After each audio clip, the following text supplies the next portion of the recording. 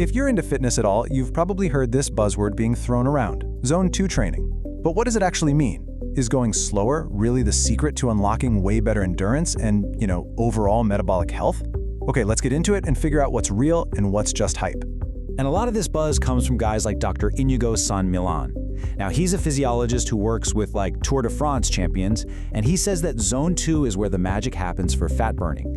And what that really means is that deep down at a cellular level, our little energy factories, our mitochondria, are getting a massive upgrade.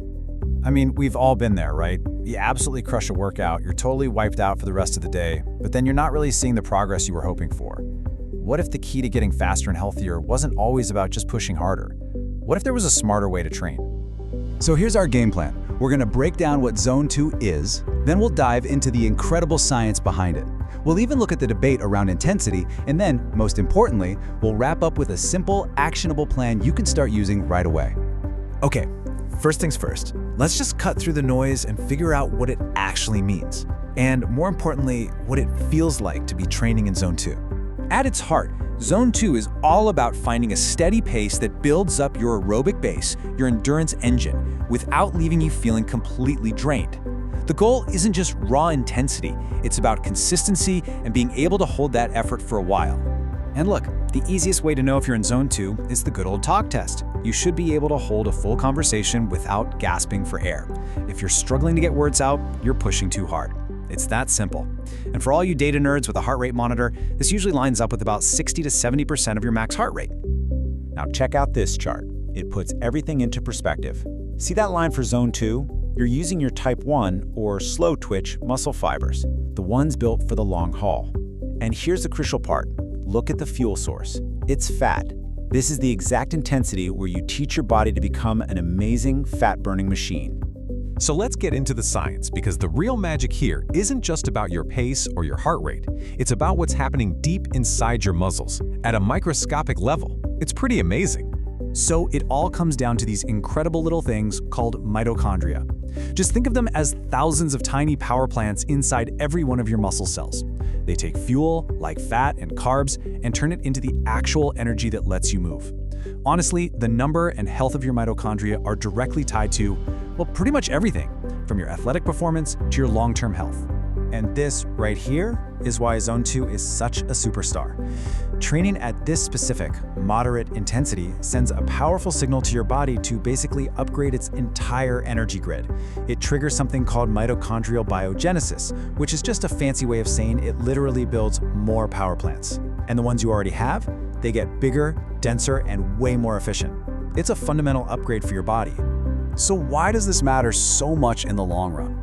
Well, all these improvements show up as better cardiorespiratory fitness, or VO2 max, and the data on this is just staggering. Seriously, research shows that just by improving your fitness from low to below average, you can slash your risk of dying from all causes by up to 50%. That's an unbelievable return on investment for your time.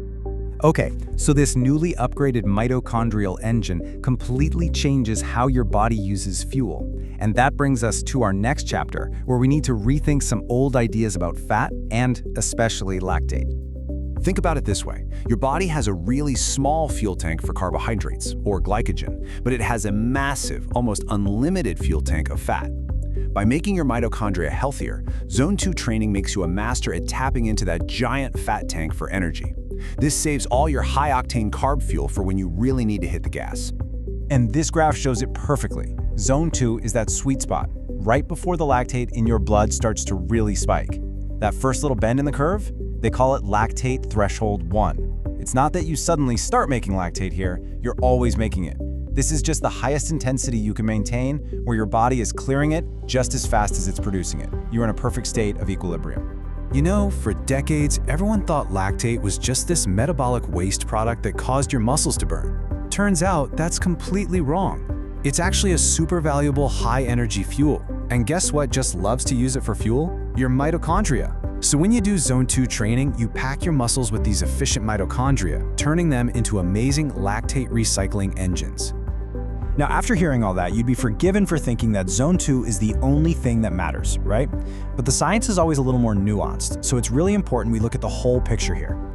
So the whole case for Zone 2 is largely built on watching elite endurance athletes who do just massive amounts of this kind of training.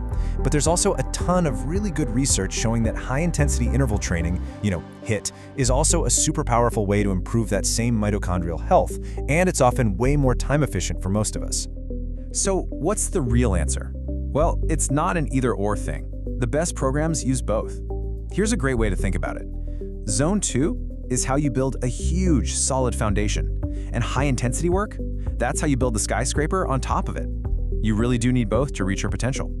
Okay, let's bring it all together. Enough with the science and theory. How can you actually start doing this, like this week? Here is a super simple, super effective plan. First, find your zone. Use that talk test. Pick something you like: running, cycling, swimming, even just a really brisk walk. Try to get in 3 to 4 sessions a week, and the key here is duration. You want to go for at least 45 minutes, up to maybe 90. Then, to raise that ceiling, just sprinkle in one high-intensity workout each week. That's it. That's the combo that gives you the best of both worlds. So I'll leave you with this final thought. Every single workout you do is a signal that you're sending to your body, telling your cells exactly how they need to adapt. By being a little more intentional, by understanding the why behind what you're doing, you can go from just exercising to actually engineering your own biology. Thanks for watching. Subscribe our channel, which give us motivation to make better content for you. See you in the next video.